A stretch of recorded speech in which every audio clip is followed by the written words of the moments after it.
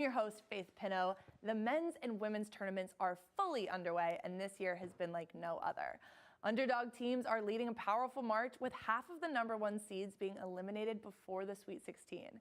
We've got a lot to talk about tonight, from upsets to Cinderella stories, and we take a look at what the future of basketball has in store. Nothing is off limits.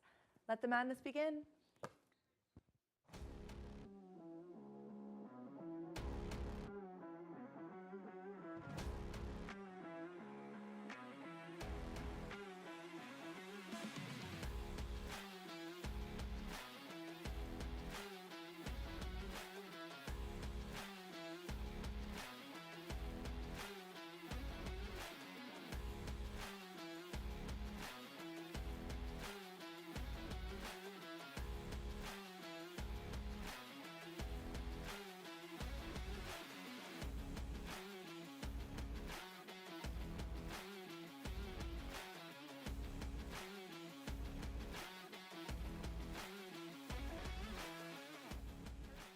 Have been shocking, almost more shocking than the fact that Jeff Grundy is Australian. Over 20 million brackets busted so far. There's a lot to recap and even more to look forward to going into the third round.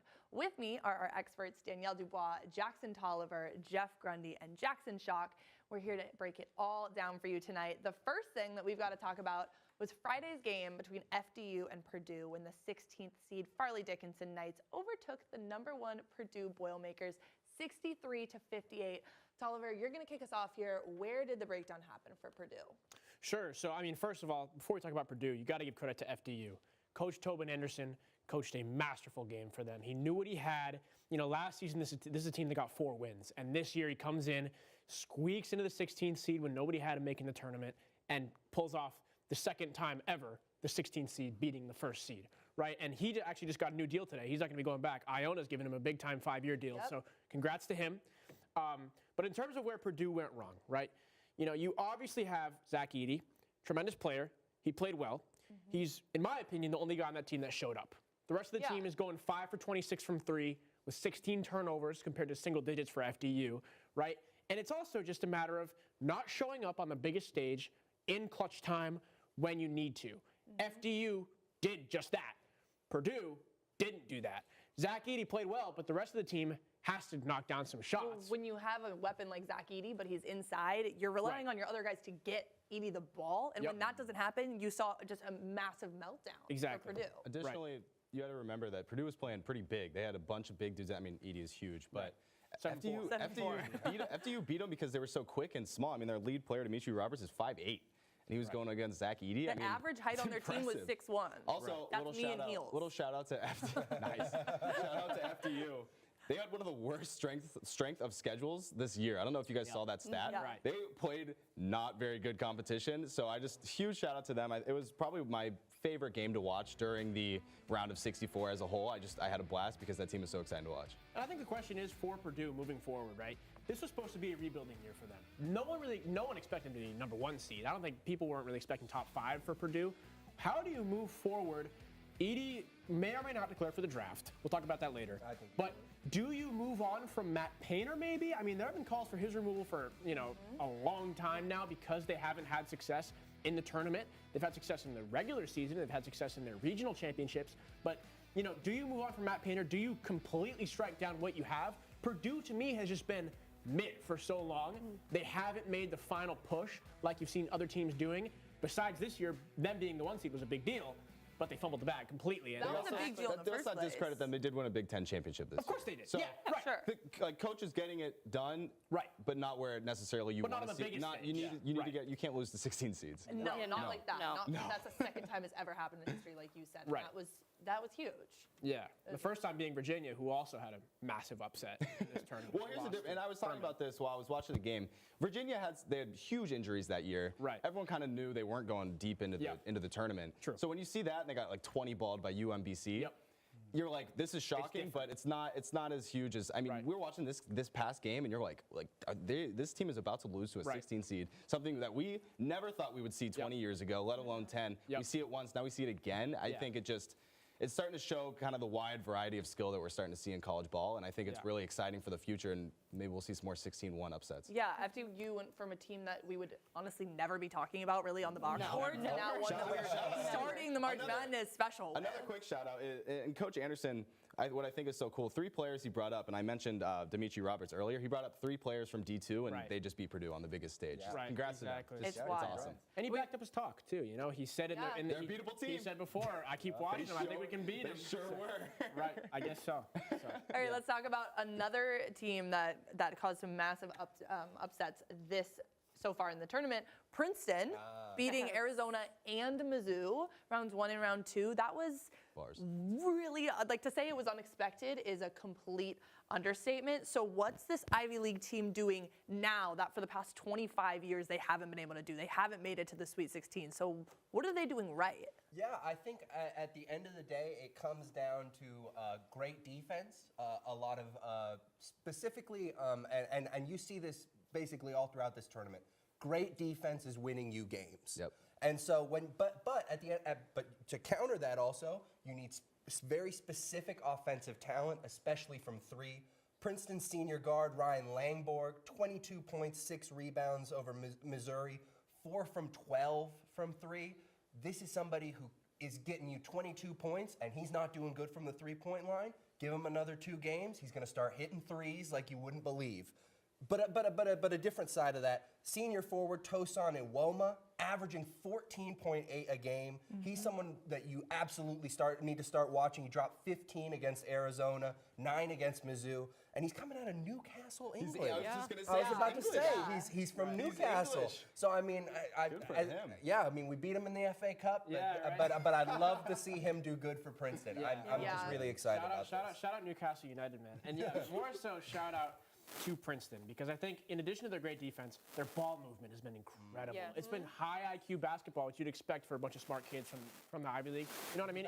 Like the passing has been incredible, the ball movement, it's smart shots, and a lot of other teams can learn from that. You know, I personally, I like seeing Arizona beat UCLA in their championship, then coming to the tournament as a 2 seed.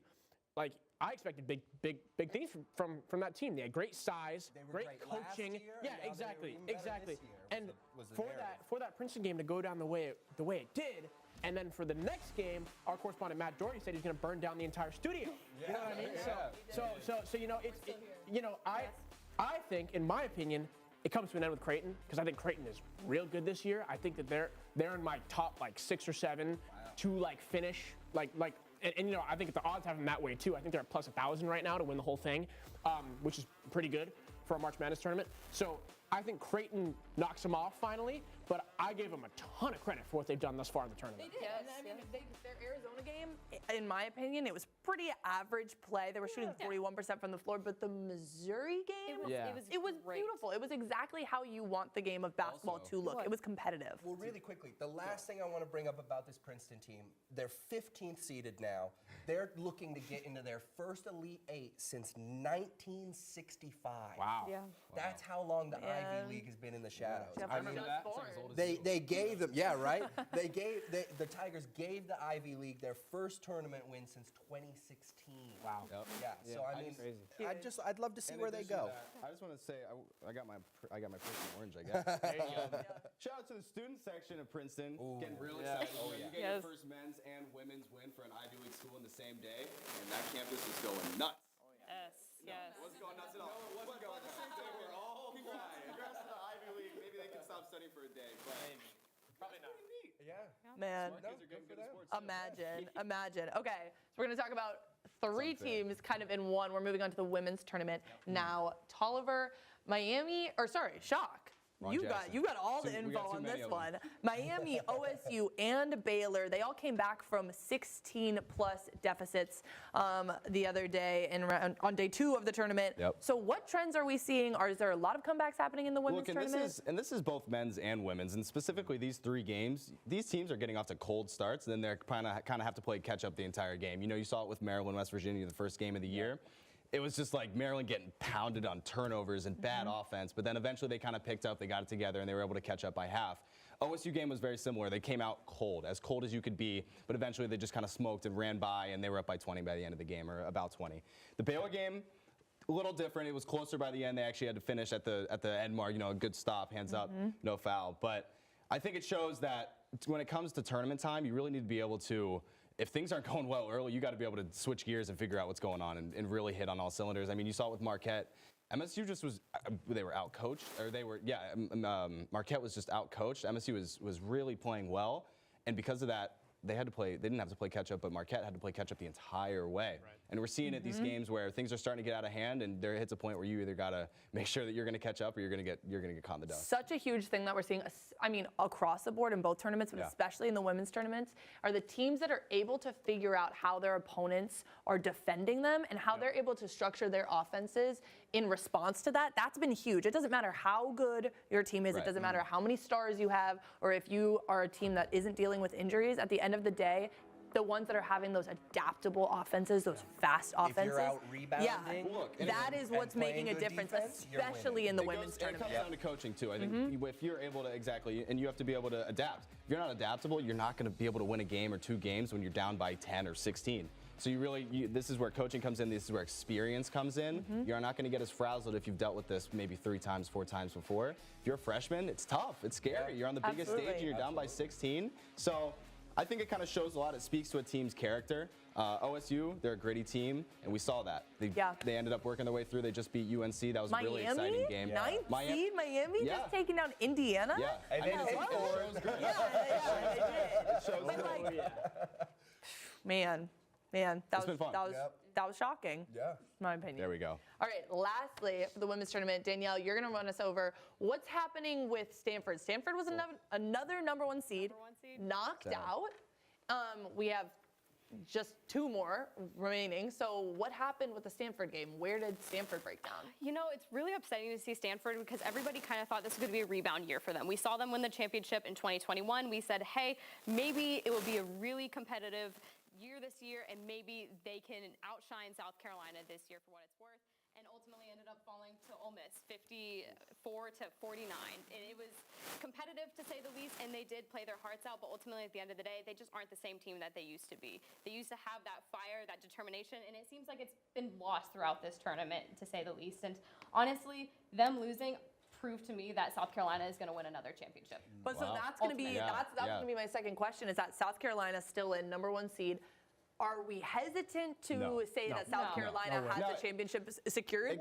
It goes with what I was just saying in coaching. Dawn Staley is beyond probably the greatest coach right now in the game of women's hoops. But she's going to be able. And then you have to remember that USC, they lost the SEC championship last year to Kentucky, and that was a pretty big heartbreaker. Now they went on to win the national championship, but at the same time they were coming back. I mean, I was watching the SEC championship this year, and you could tell they wanted it, and they've experienced what it's like to be upset and to really have that sting where it's like we should not have lost that game. We should not have lost Kentucky, something like that. And I think once you experience that, especially on a perfect season, there's a lot of hopes. And I mean, you have some of the greatest players. Aaliyah Boston is playing out of her mind. She's the most dominant. Yeah. But I think yes, it is a scary time to be a number 1 seed, both men's and women's. We knew that this is going to be a wide open year, especially on the men's side. On the women's, not so much, but things have opened up a lot more. But if you're USC, you're okay. You're okay right now. As someone keep playing well and you're fine. To Indiana as a 1 seed, Yep. I was riding for them the whole way. Lose Jeff to had Miami. his bracket secured. Yeah, I had that bracket full and throw that in the trash. That one was gone. But no, I mean that's what it is at the end of the day. You can't put your faith in seeding. You can't put your faith in ranking. Every team will lose on the night, and it's always going to be about who has the better player. Well, that's something too that's really interesting. There was a lot of controversy also going into the tournament, having Stanford as the number 1 seed because of how they played towards the end of the season. They started off hot, but they had a struggle towards the back end, and a lot of people were confused by their number 1 seeding in the first place. Sure. They're also the second time that a number 1 seed has fallen in this round. Since 2009, which is a big deal. Yep. I don't know. I mean, South Carolina just won their 40th consecutive game. Yeah, exactly. Let's see if they can keep it up. Let's see if they can keep it up. I'm not too worried for USC. I'll believe it when I see it. I mean, we could have another UConn situation. When you have a perfect season on the line, your play immediately becomes more driven. Yeah, but look at Gonzaga like 2 years ago when Baylor just smoked them in the finals. They just look like an unbeatable team. They have the size that can't be matched. You know, they have the ball movement, the amazing coaching, like you touched on. Aaliyah Boston, you hit him as #1 pick. Zaya Cook is another great player on that team. Dropped a crazy amount of points. I think it was in the 20s or 30s. So I'll believe it when I see it. They should be scared, but for now, I don't see it at all. Any team can lose on its day. Yep. And if you're Don Staley, the last thing you want your players thinking is, oh, we're good. We're we're Playing your heart out until you Take a day. until you hold that trophy. No, I don't either. But I mean, fighting for it. that's why we love March Madness. Any given day. All right, we're going to take a quick break here. It's time for a little bit of a breather. We're going to go to commercial, but stay right there because when we come back, we're ready to talk Cinderella stories after this.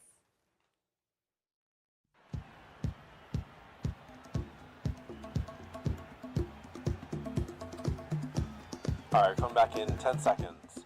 Ready, camera 1. Camera 1, get a wide shot of the entire thing, and in 3, 2, 1, take it. Talent cue. Welcome back to Emerson College.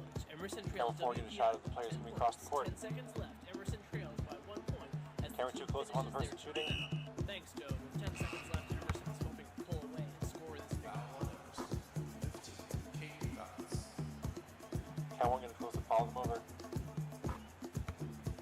Emerson trails WPI 10 points. 10 seconds left. Emerson trails by 1 point as the team finishes their timeout. Camera 1, close up on number 33. Thanks, Joe. With 10 seconds left, Emerson is hoping to pull away. Follow the ball, follow the ball.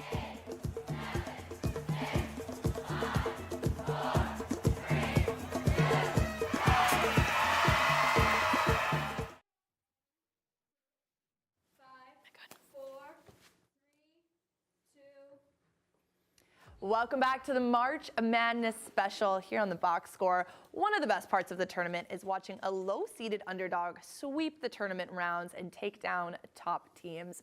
With me now are Matt Doherty, Jeff Grundy, and Danielle DuBois, and we're going to talk about which teams from the men's and women's tournaments we think are the most underestimated, a Cinderella story, if you will. Each of us have chosen teams that have made surprise runs in the tournament, and we're going to tell you what you can expect from them moving into the Sweet 16 rounds and beyond. Starting with you, Matt, who's your 2023 Cinderella story? Well, first, let me make something clear. There will be no burning down of the studio, okay? just for the record. Thank God. Second of all, thank you for asking.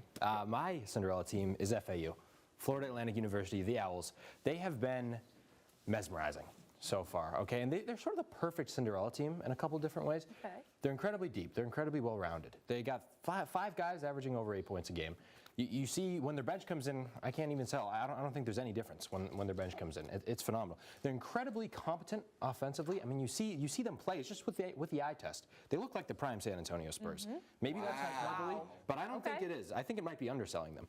Finally, thirdly, maybe most importantly, they have an absolute dog in Janelle Davis. I mean, this guy is a stud. The way he plays basketball, it reminds me of Kawhi Leonard. Not in terms of his play style, but in terms of his intensity. This dude is an absolute killer. 29 points last game. Absolutely just took over. I couldn't be more enthralled by Janelle Davis and the way he plays. When you're a Cinderella team, you need that one guy, that Steph Curry for Davidson, that Jimmer Fredette for BYU, that Max Abmas for Oral Roberts. They have that in Janelle Davis, and it's been an absolute pleasure to watch. They have a nice little duo. Couldn't be higher. Couldn't be with higher. Elijah Martin. Yep. They do, right? Good Elijah Martin pull. Well, let me ask you this. Are you worried that this is our first time in the Sweet 16? Like, this is what we always have to talk about. No. They look so competent with the way they play basketball. I mean, they look, it's weird because the games weren't particularly not close. They were both relatively close. But each time, watching both those games, I felt like they were completely in control. I never had any worries about them. I wish I picked them earlier. They were 33-3 in the regular season. I don't know why I didn't pick them. But watching them play has been great. And I'm not worried about them at all. I think they absolutely dog walk Tennessee. All right, well, how far do you think they're going to go? Is my second question. Probably winning it all. The championship. Yep, I think so. I think it'd be crazy not to at this point. I mean, they look good, but experience, you have to have that at some point. And obviously, it comes with years of experience. Years are really necessary in order. Janelle Davis is probably the best player I've ever seen. So I mean, this guy is That was a crazy. bit of a stretch. He is so good. He gets me fired up. You're living in the image of I Steph love Curry, and you're Davis. stating that right Okay, now. Danielle, we're going to stick with you. Well, who's your Cinderella team? Okay, I know everybody's talking about Princeton right now, but I had to jump on the bandwagon. I love them this year. And Jeff, you were talking some stats about them earlier with Tucson Iwoma. Oh my gosh, he is just beautiful to watch. I just love watching him. Perfect basketball. He leads the team with an average of 14.8 points per game with 4.8 assists. He's leading the team with points. He's absolutely insane. Caden Pierce with an average of 7.4 rebounds a game. I mean, they just have a great lineup, and I've never seen a 16 seed look this complete. And I feel very confident in their bench as well, and I just think watching them play is not only entertaining to see a 16 seed take down 1 seeds, that's always really fun to see, but I just feel like they're one of the more complete teams in the league. Fun fact, they did win by 15 points the other day, which is the largest margin for a 16th seed team to win by. Don't know if you guys knew that. That's crazy. That's You don't see mad that, Cinderella. That's very I got Cinderella-esque. in there, but I rejected them. So Yeah. I didn't even apply. Just for the record. Yeah. Okay, Jeff, who's your team? Well, I'm going back home, back to places that are close to my home. San Diego State University.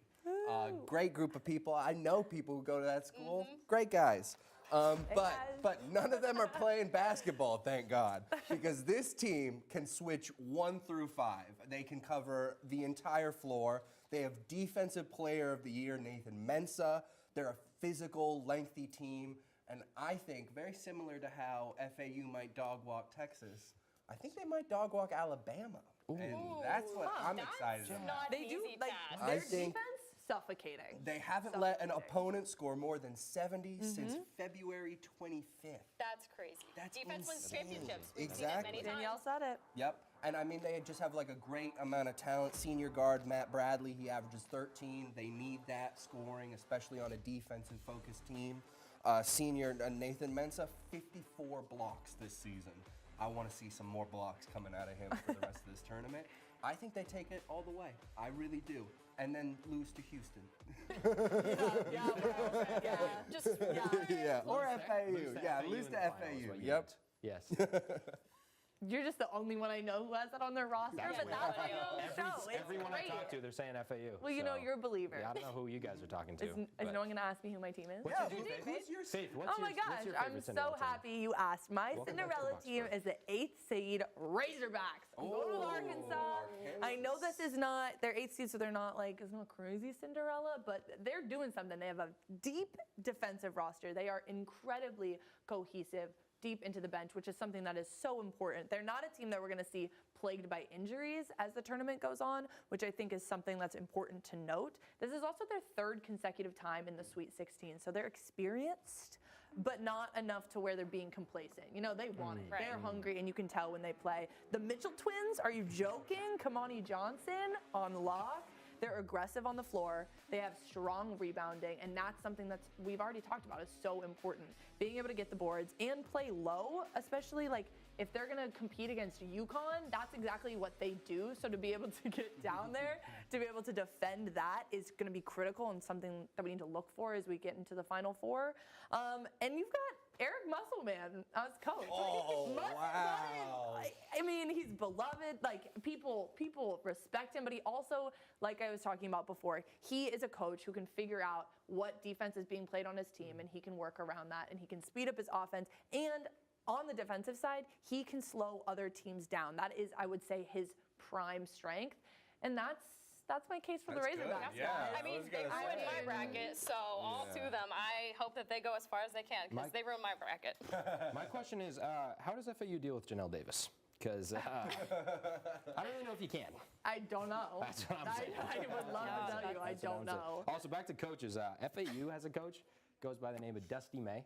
Dusty May. Is there any better name for a basketball coach Great than Dusty name. May? Great I name. mean, there's just more reasons on top of reasons for this Owls team to win it all. Ready? Not to, discount your Razorbacks, but I think It's the Owls fine. might You take it can all the disagree way. with me, Yep. but I'm right. Respectfully, I do. All right. Well, keep an eye out for those teams. But for now, keep your eyes on your screens because when we come back, we're going to look at this year's top draft picks. That and more after the break. Sanders, host of MTV Games, and welcome to my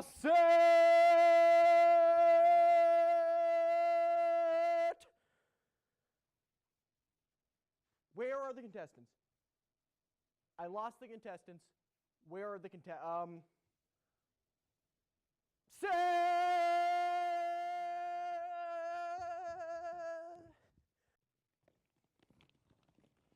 Oh, hey there. I'm Jamie Sanders, host of MTV Games. What am I doing in a ball pit?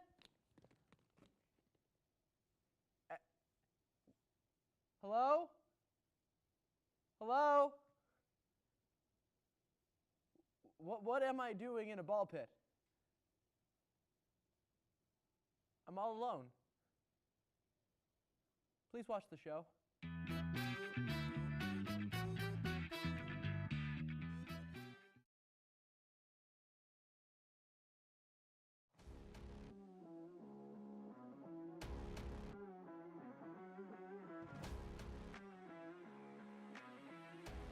Thanks so much for sticking with the Box Score March Madness special. We are back.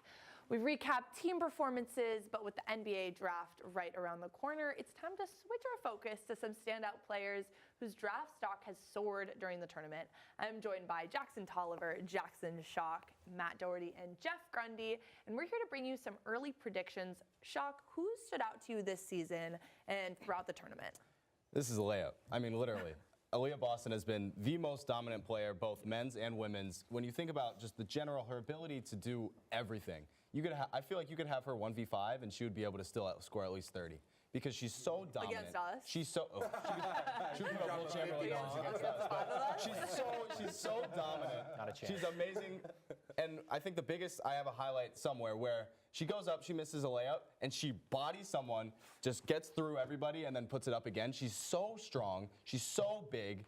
It's just, she's superhuman. Her physicality is like, it's ridiculous. Nuts. As well as she's very, very, very smart. She knows how to adapt when defenses are shifting. You can put, like I said, you can put 3 people on her, she's still gonna put up 20. She's so incredibly strong. Like when you watch this, she's beating everybody to the rebound. That Arkansas is gone. She gets her own boards on like every shot. Yeah, and the next one, she's gonna miss, get it, and then just go through 3 people to try and make a bucket. It's just, she's so unfair. She gets the board. And look at this. Yeah. Cash. Wow. I mean, she's ridiculous. Not to get into highlight watching, but you could sit and watch highlights because she is essentially this team. So when you think about it, and now when we get to the draft, because I know I can't just talk about how great Aaliyah Boston is all episode, but we could. We could, and I will. But I can't. So the number 1 pick goes to the Indiana Fever, so she's obviously going to go there unless she finds a way to play again, which I don't believe she can. So she's going to be an amazing fit there. She would be amazing. She would be an amazing fit anywhere. I'm excited to see how she can grow because obviously she's extremely talented right now. She knows the game of basketball extremely well, but I'm excited to see what improvements she will make in her WNBA career. Man, I am It's too. exciting, 3-time back-to-back AP All-American. She's ridiculous. Okay. She's superhuman. Wild, and we had to start the block with her because she's the best. Moving on, Matt, who do you have? Guys, so you're going to be a little shocked. We're talking about guys who should get drafted to the NBA. That's what I viewed this segment as. Yep. And I picked Javon Quinterly. I get a life, pal. Javon Quinterly of the Alabama Crimson Tide. Okay, this dude is a bit underrated. So I'm no NBA scout. I don't know about that. I'm no NBA scout. Yeah. Clearly, I'm an anchor on the box score. But Javon Quinterly is currently going 115th in mock drafts. What's that about? Please explain. Are any of these scouts watching Hey Matt, March how many Madness? picks are in the NBA draft? Yeah, I would just like to know. He's like 116. They're expanding it to 116 this year. No, it's very strange. I feel like none of these scouts are watching these games. I mean, this dude scored 22 last game. He's the best player on the floor at most times on the best team in the country. When you watch the games with your eyes and you see Javon Quinterly dropping 22, he's the best player on the court. I also have a question. Brandon Miller is also on the Crimson Tide. Yeah. And I would say that they're usually on the floor at the same time. How many points did Brandon Miller score in the first game? He didn't score many. Wait, I have a question but though. he is very good at basketball. We're going to talk about Brandon Miller. Don't you worry. The question is, what is setting Javon Quinterly apart and that you think isn't being recognized? Like, what he's ranked 115th. What do you think, besides just his scoring? Chip on his shoulder. What's his problem? Yeah, so I got a problem Explain with the problem. Mr. Jelly JQ, the former Villanova superstar. Yes. That's his nickname. That's his real nickname. Jelly JQ. That's people will call me that as well. Jelly JQ. I thought you were calling him that too. No, Javon Quinley, Mr. Jelly common JQ. mistake. Because he's in the Jelly fam. Yeah, dimes, yeah, yeah, You know what I'm yeah, saying? yeah, Regardless. He had a great Listen, highlight tape. Jelly JQ is amazing at basketball. Thank you. I'm amazing at Fortnite. I'm not talking going to be an about esports player. He's not going to be an NBA player. You know what I'm saying? So more importantly, You're the Cornelius he's too Fortnite? small. He's too old. Hey. And he turns the ball over too much. Not nice. He's going to be 24 Okay. after this year. I don't even know how you're still in college at 24. I mean, how long has this guy been playing? I guess because the COVID year. Tolliver, hurtful Whatever. people are hurt people. You know? Listen. We don't want to know who you are. He's too small. He has no athleticism. Yes, he can play. Okay. Yes, he No can shoot. athleticism. He is a an stretch, athletic man, but Tolliver. he's not ready for the NBA. He's not ready for the NBA. Compared He's to not ready for the NBA prospects, he does not have athleticism. You put that guy in the G League for 5 to 6 years. Let him develop. Yeah. And then he's paying mortgages. I hope in his 30 years at Alabama he learned Chinese because he's going to be with the Shanghai Sharks putting up buckets. Okay, Chinese, buddy. Jeff, I hate you who guys. do you have? Save us. Well, speaking about unathletic people who deserve their shot, Zach Edey. Oh, Jesus Christ. We weren't. jabron. I'm not talking about the first half of the draft. I'm talking about the second half of the draft that you don't want. Why don't we want The him? not televised one. I think he deserves to go home to Toronto. Oh. I want him. Okay. I want him to go to the Raptors. Definitely not with their 14th pick. but I mean, he's averaging 22.3 points, 12.9 rebounds, 2.1 blocks. He's bigger than the Empire State Building. I mean, you just 7'4" want. if you didn't know. Yeah, exactly. You want someone his size. You want someone with his dedication. You do not want him running laps. No. But you definitely. Is he a versatile enough player to argue I don't that think he you should need go? him to be. I think you need him to stand up and block people like Hassan Whiteside. Have If you- Hassan Whiteside's still playing basketball to 75% this day. of his shots this past season came from the post. Have you ever heard the tragedy of Darth Taco Fall, the wide? Oh, I have. Because I love Fall Taco. Came to the Celtics. It absolutely, he's a fan favorite. He's great. He's so big. It's so funny watching him play. Yup. Because he's so unathletic and whatever. and he's a token player. That's what he would be. He would be a token player, which is, and there's something to be said that. But break it down. He has no speed. He can't handle drop coverage in the NBA. Any athletic player, any fast player will have an absolute field day with him. Yet all he's going to do is stand in the paint with his arms up like that. Hey, left-handed hook. That's all we need. If a team is up by 20 or down by 20 with No major But Really he's just not going to be enough Then of an maybe. asset that you need him to be too in crunch time, and that we saw that in the tournament. That's why we're reevaluating draft. No major injuries. He gets to go be a hometown hero. How do you injure You him? could, because he's a brick wall, and you're never going to hurt him, and nobody can. The only thing that Jeff could won't hurt let him is him not being able to go to the NBA. I give my I life think for we it. need to give some credit to Zach because when I don't know if you guys know this, but he started playing basketball when he was a sophomore in high school. Yeah, he's super So big. he played, they said, he "You played come baseball, here." and they were like, "Hey, buddy, you're like they're looking up to him. Get out of here. You're not gonna your strike Quit zone's blocking the sun. Yeah, seriously, they use him as a shade. But I mean, it shows that his ability to increase his skill and increase his ability to learn the game of basketball, considering he's only been doing it for 6 years. I think that speaks a lot to his character and to his coachability, if you will. I'm not going to say he's going to get drafted. He'll hopefully be playing in the G League in 2 years. I think he should come back to Purdue next year because he's a junior right now. I want think him he to goes make to, as like, a much Real money as he Madrid or, like, can a- while he can. But he's been growing. That's nice He's been of you. getting, not He's been physically. growing. He's been growing his game. Maybe next year he'll learn the left Yeah, hook. maybe he'll get And a he'll go to sky the hook. right. Maybe he'll get a sky hook. We're going to talk about one more person's future. Tolliver, here's your chance. Brandon Miller, go crazy. Yeah. I'd like to bring us back to reality here and talk about who I think is going to be, obviously you can't ignore Wembanyama. I think he's going to be the best player to come out of this collegiate draft class. Unless obviously he has You're some on a off the court thin line issues. there. Yeah, he has some off the court issues. He might, whatever. We don't really know what's going on there. I'm not going to speculate. That's not my job to speculate his off the court issues. My job is to speculate how he will be as an NBA player. The way I look at Brandon Miller, he is a Paul George, Jason Tatum type player. Not in terms of his skill at this moment, just in terms of his build. I like that. In terms of his build and his ability to I like floor. that. He's a Dude is long. versatile. He's a versatile long wing who can shoot the ball really well. Yep. Who's smart. Yep. Can drive a fast offense. He can take the jump shots. I think that his problem is that obviously he lacks some consistency at times. He didn't score in the first. He's streaky. In the first game, yeah, he's streaky. Came back, did really well last game. But he averages 19.1 on the year with 8.2 boards. Yep. You know, it's like I said, this is like a Jason Tatum type stat He line. can I'm not gonna say drive he can with come in the league authority, and be like Jason his Tatum. physicality. Right. He's big enough to where it helps him, but not enough to where Exactly. He's Right. able to. Sorry, He can Zach. shoot over guards. And he can shoot Right. over people that are not going to be big enough to be able to contest a shot. But he's also quick enough. Now he's not necessarily explosive enough yet. Yeah, I but think he needs to work on that. Can come when he's in the NBA. Right. But his ability to kind of get by the bigger guys and to shoot over the smaller is what's going to help you, obviously, in the NBA. I think he can grow. I think he needs some muscle. They got to get him on the Giannis track, but they need to be able to let him still shoot. Get He Javon still needs to be able to Quinterly's shoot, but workout they need him to be a little bit more muscly so that he can get more easier boards when you're going against grown men in the NBA. But I think yes, he's much better than the other people we've talked about aside from Aaliyah I would love Boston, to see greatest him player of all on. time. But he's exciting. I would love to see him on the Detroit Pistons maybe teaming up with Kate Cunningham. Charlotte? I was thinking Charlotte would be good too. He's not going to get that low, but if he Yeah, could go to Portland, that would be exciting. Portland's got to tank for the rest of the season if they want a chance at him. Exactly. I mean, you know, I think. But imagine that matchup. Or I mean, the Spurs That'd be obviously. exciting. The Spurs need a whole hell of a lot. Javon Quinterly to become a Spurs contender. Spurs could take that whole damn All team. these people, yeah.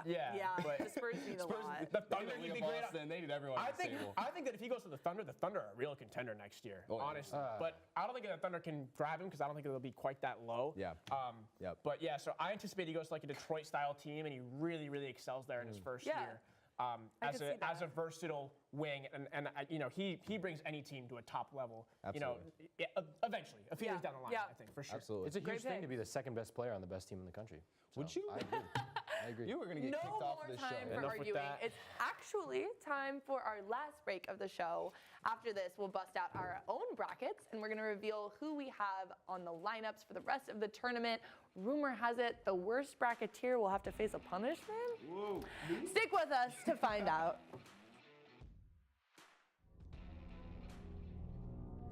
And when I arrive at my destination, I am gonna kill Bill.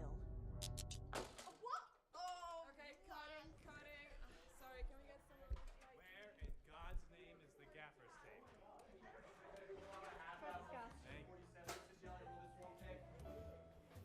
Hi, I'm Nate. And I'm Casey, and we're the National Broadcasting Society. Come out to some of our weekly workshops, or work on some of our sets. Explore the bigger picture with NBS. We'll see you there. All right, let's get another take. Camera, sound.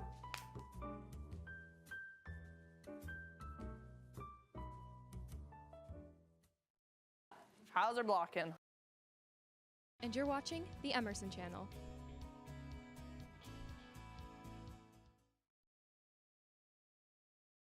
Hey, want to keep up with the season 15 team? Make sure to follow us on Instagram, Twitter, and on our new TikTok for all the latest. Now back to the show. All been waiting for. It's bracket time, and we are here now with Jackson Schock, Jackson Tolliver, and Jeff Grundy.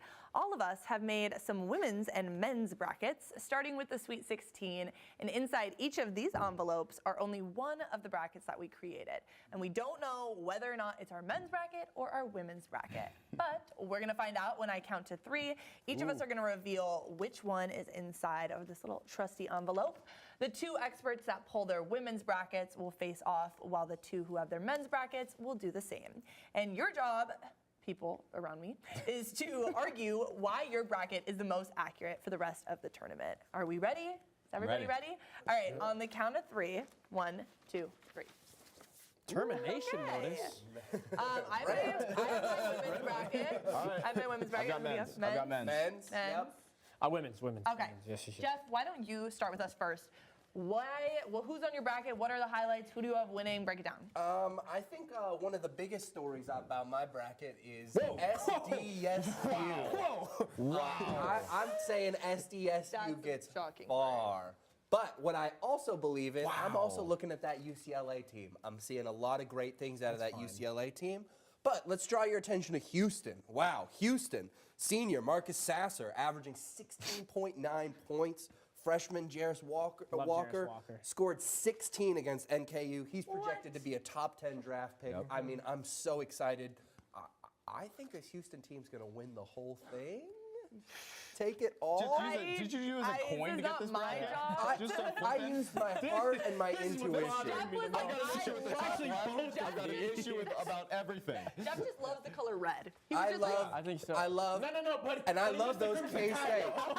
I love those K-State. Hey, roll Tide, but I mean. Can you walk us through the Alabama upset? Yeah, absolutely. It happens when a cold wind blows through Tuscaloosa. Okay. And everybody in Alabama starts going, wait a second, we can lose? We lose game? Wait, what? Huh? What's going on? And then from sunny California, the San Diego State, I forgot, I don't, Aztecs? Yep. Are they the Aztecs? Yeah, sure. Yeah. They take the whole thing. Oh, they take it all the way to the final, where they get beat by the Houston Cougars. I just, someone attack this. I can't do it right now. Okay, first, let's walk our way through. Yeah. San Diego State is great. They're awesome. They play really good defense. I agree. Not good enough defense to stop Brandon Miller and everybody on the Crimson Tide. Yeah, no. Creighton is not, there's no chance. Where's the camera? There's no chance Creighton loses. There's no chance that Creighton loses. Creighton loses. There's no chance that Creighton loses to Princeton. No shot. Good thing Matt Doherty's not on this stage because he's got FAU losing first round. FAU, Tennessee, that could go either way. Tennessee's playing big. FAU's not. know. But either way, I like the Tennessee call. K-State? MSU, K-State, that's fine. K-State? I love MSU, but I don't know. Look, you've got a rough bracket, and I can't wait to see what punishment you're doing. All right, I'm excited. All right, let's I'm move excited. on. If you think Jeff's is so rough, this is Let's a look at perfect mine. way for Let's me look to at ask mine. you what your bracket is, Let's do it. All right. Wow. Now let's come back to reality. Let's work our way through. Let's work our way through. I see the same UCLA. I see the same amount of UCLA. I like your UCLA call. Right? They're better than Gonzaga. Drew Timme is not going to be able to single-handedly take on UCLA in their backcourt. This game is going to be a fun game to watch. UConn versus Arkansas. Versus Arkansas is going to be a really fun game, but I think UConn, they're finally playing back. You know, you got to remember they were a top 5 team for about the first about 3 weeks in the middle of the season. They're a good team. Very good. I see them moving on. Xavier, Cincinnati, I'm sorry. I love you, Cincinnati. Gone. And I really hope that you can win. They're not going to be. And I want to personally I want to do a personal shout out to Soleil Boom. Yes, I love your name. I love Boom. Boom and Kunkel sounds like the coolest cop duo you've ever seen. That being said, I think Texas is better. Moving on, Miami versus Houston. It's a fun game, but Houston, they're starting to play like themselves. The injuries haven't been as much of an impact as we thought. And then as we get further along, Texas is a good team. This is a team that beat Kansas, and I know they're not necessarily the most excited or the most reliant kind of team, but nonetheless, we move on. I see Texas moving on. UCLA, this is a tough one because UCLA played tight with another team, I guess a 2 seed that got knocked, but Arizona. That's a tough one. So I see UCLA, Tennessee, and K-State. That's a fun one. Shout out to Marquise Noel, favorite player. K-State He's short, takes it. he's a little bigger, and he's flashy. I see Tennessee and I see Alabama, but at the end of the day, Tennessee, Alabama. That's a tough one. They already played. Tennessee beat them. They've had their number all seasons. Nice try in football, Alabama. You lost to Tennessee. But at the end of the day, Alabama's the best team. They're going to win. Man. Nope. All right. They're going to win. I like Shocks better than This is, I'm sorry, Jeff. I do like Shocks better. Shout out Tennessee. I do. I love you all. All right. It's my turn now. All right, switch back with me. Switch back. All right, let's look at this women's bracket. First of all, I just want to point out, first and foremost, because you're not going to see it when it pops up on the screen, the team who I have winning is UConn. All right, this is where my bracket I know is going to look really different than Tolliver. First of all, I have Miami taking Nova. All right, because they're so much more than that. No, they want it badly. They're coming back, and I think that they're going to do it. This is a Cinderella team, like we already talked about. Villanova has they have the player with the highest amount of points in college basketball. How many right? I know, but that doesn't. That's a different story. Moving Interesting on. take. First of all, this is something else I want to point out. UCLA taking South Carolina. That's a really. No. Why? What are you talking about? Why? First of all, Aaliyah Boston is Aaliyah Boston. Let her But talk, let her talk. Charisma Osborne, first of all, paired up with Beatrice Coltron, the way that they are able to drive and dish is wild. No. I dare And meanwhile, you go watch Aaliyah Boston's that- going to be go standing up here watch and just that game swatting all tape. night. It doesn't Boom. matter. Also, UCLA Boom. is only one of 4 teams who they Don't say it. lost to You're South choking Carolina. on your lies. They lost You're to South choking on Carolina your lies, by Faith. less than 10 points. And they're only one of 4 teams to do that. And that is impressive. And I think that in the tournament, the stakes are higher and they can make it happen. What's your question, I want to Jeff? point something out about Iowa. I love that Iowa Iowa's pick. awesome. Caitlin Clark. Caitlin Clark. She's 22 so against She's Georgia. legendary. She's averaging 26. That's literally one of the highest averages in the tournament. In the entire tournament. She might beat UCLA is what I'm looking at. It could happen, but I One of them's don't gonna think get in it's the way? going to. Aaliyah Boston. No. And I have UConn going. I have UConn going away. basketball. Aziz Fudd. Besides Breanna killing Stewart. it. She's really good, too. Killing it. You're really doubting Ohio State, and that's bumming me out because Well, up Taylor against Mikesell, UConn, yeah. Taylor Mikesell, averaging 17, got 17 against UNC. That game against UNC, they weren't supposed to win it.